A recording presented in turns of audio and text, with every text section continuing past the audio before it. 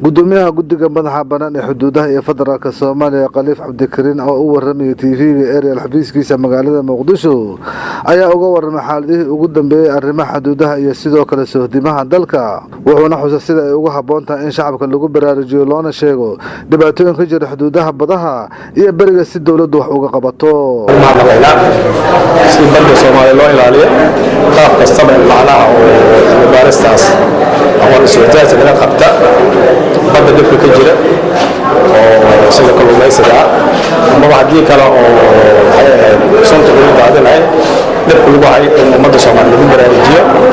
oo awal iswadaarta laga sameeyo dawladda Soomaaliya loo soo gudbiyo mustaqbalka loo diyaar garoow si degdeg wax loo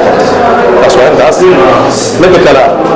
sababtihiin Soomaaliya markii dawladda burburtay xuduudaha badda iyo bariga walaas baa macnaha laga soo saaray tambada maanta oo ka hadlayay way dhibaatada ka jirtay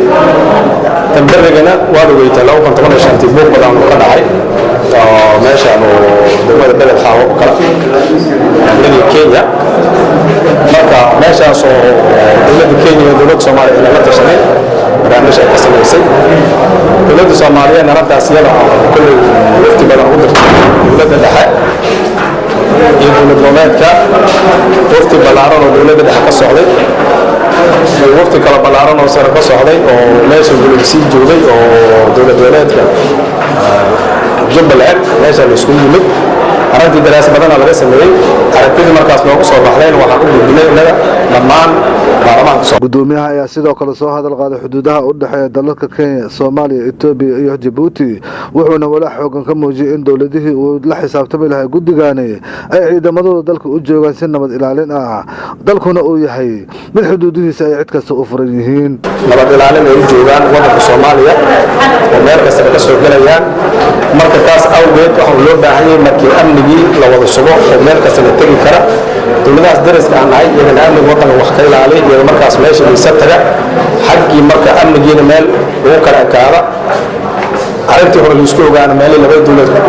ku kala ekaadaan oo taas loo baahan yahay laakiin hadda mashaakil meel badan ka jira boqol meel baa la sheegay kalambal waa jirtaa bilad waa jirtaa marka inaas oo dhan waxa fududeynay dawladda Soomaaliya oo waddankii amnigiisa kulligiisa ayna gacanta ku haynin dawladaha dariska ana amnigi wax ka sugayaan markaas awgeed marka adiga meel ka sabata waxa ay ka duwanada sharci ka soo gali karaan marka mashaakil korta ugu weyn waa midaas ilaa marka Soomaaliya amnigeedu oo dhan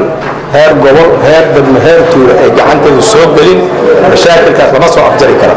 laakiin had ijeer kala bixin baa laga sameyn karaa saas ay kala noqonaysaa insha Allah ama midda beled xaawo beled xaawo Soomaaliya ma araba Soomaaliya Kenya calaamad u dhaxayso calaamad Ingiriiska iyo Talyaaniga sameeyay waa oo bira ku taagtaagan 22 kilomitir ka soo jiraan birahaas meesha la soo oo shubka ah Soomaaliya markaas Talyaaniga joogay gumaysanay iyo xaggaas Ingiriis joogay iyo Suureen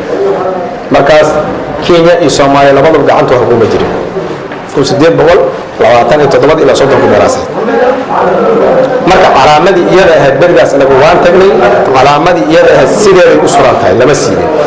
gudoomiyaha ayaa sidoo kale soo hadal qaaday xuduudaha u dhaxeeya dalalka Kenya, Soomaaliya, Itoobiya iyo Djibouti wuxuuna walaah xoogan ka muujiyay in dawladihii uu la xisaabtami lahaa guddigaani ay ciidamadooda dalka u joogaan si nabad ilaalin ah dalkuna uu yahay mid xuduudihiisa ay cid kasta u furan yihiin Muuse Maxamuud Jiiso Ariel TV Muqdisho